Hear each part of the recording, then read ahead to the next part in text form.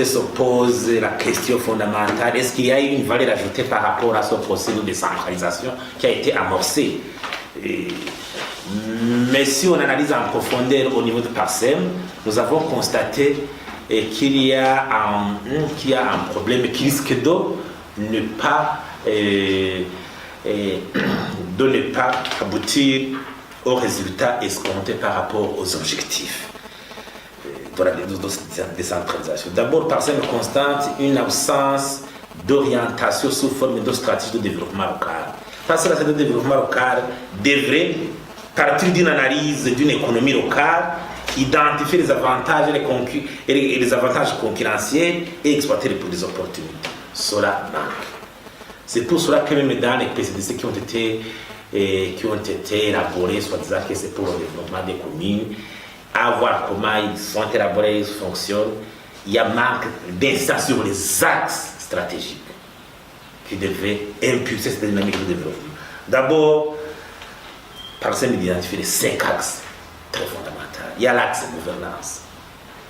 La gouvernance, il y a la transparence dans la gestion, le fonctionnement démocratique et de l'administration, la capacité institutionnelle, les moyens, les compétences des hommes, des ressources humaines qui gèrent la commune, les compétences, les capacités de planification, d'élaboration des projets. Ça tend à être négligé. Il y a l'axe de développement du secteur privé local.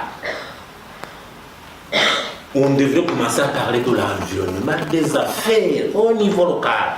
Une commune au service du développement de la jeunesse, des initiatives des jeunes pour créer et impulser cette dynamique de développement au niveau local. Secteur privé local. Il y a l'axe lié aux services de base.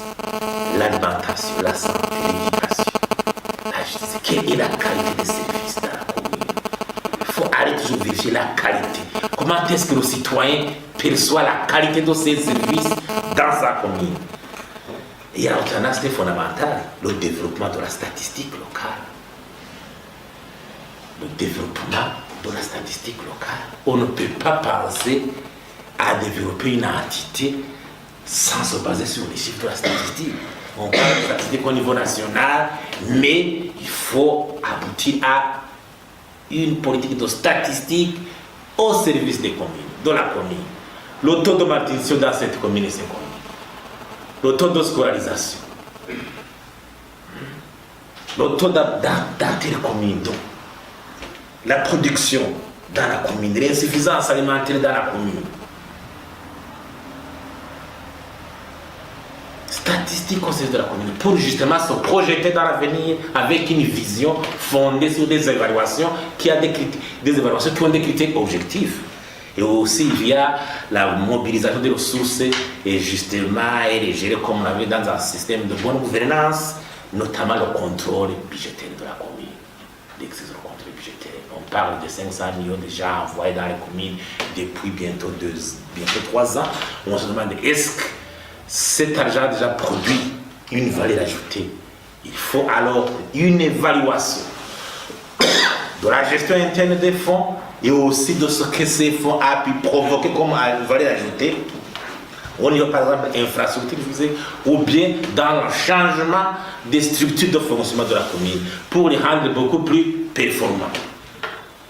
C'est assez fondamental parce qu'actuellement, des fois on tâtonne sur les axes qu'il faut privilégier et sans alors ressources, sans compétences pour permettre au choix rationnel de développement, il y a tâtonnement et l'argent risque de ne pas provoquer les effets escomptés par rapport à cette dynamique de développement liée à la décentralisation, alors que nous restons conscients justement que la commune reste l'entité de base dans le développement économique et je vous remercie.